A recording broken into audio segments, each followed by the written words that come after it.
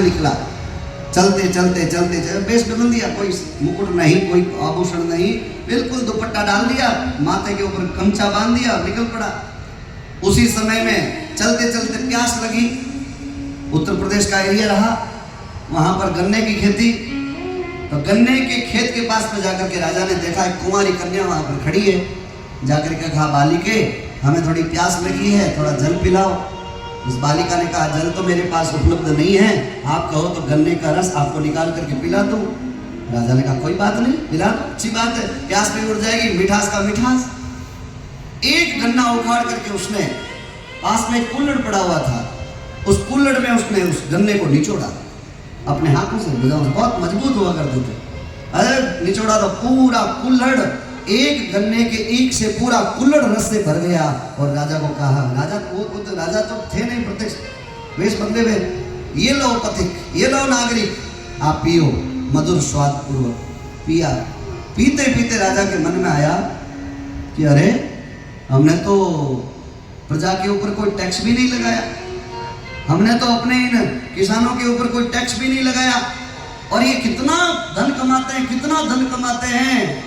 अरे इतनी मात्रा में धन कमा करके ये कितने धनवान हो जाएंगे। सबसे पहले जाकर के मैं कोई काम करूंगा, रात की 12 बज जाए, लेकिन सबसे पहले जाकर के और मैं कर लगाऊंगा किसानों के ऊपर, और सारे सब के ऊपर टैक्स लगाऊंगा। सबसे पहला काम यही करूँ, भले 12 क्यों नहीं बजा रात में, सबसे पहला मेरा क्या काम होगा कि मैं कर लगाऊंगा प्रजा के ऊपर।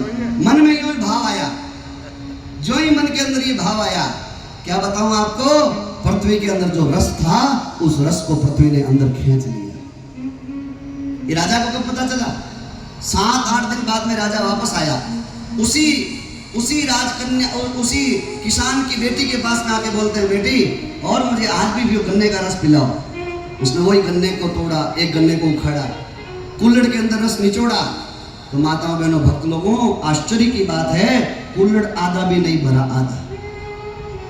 राजा ने कहा, हे बालिके, ये कुल्हड़ अभी 7 दिन पहले तो पूरा भरा था, आज पूरा क्यों नहीं भरा है? उस लड़की ने, उस कन्या को यह नहीं पता था कि ये राजा है। उसने निडर होकर के कहा कि सुनो पथिक, हे राहगीर, जरूर इस देश के राजा के मन में कोई न कोई खोट आई होगी, और राजा के मन में खोट आने का ही परिणाम है कि यह पृथ्वी ने अपना सारा रस अंदर खींच लिया, आधा रस अंदर खींच लिया। और ये कौन सुन रहा था?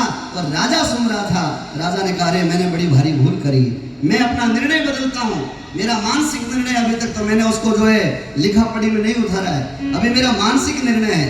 मन में किए गए निर्णय का परिणाम क्या निकला?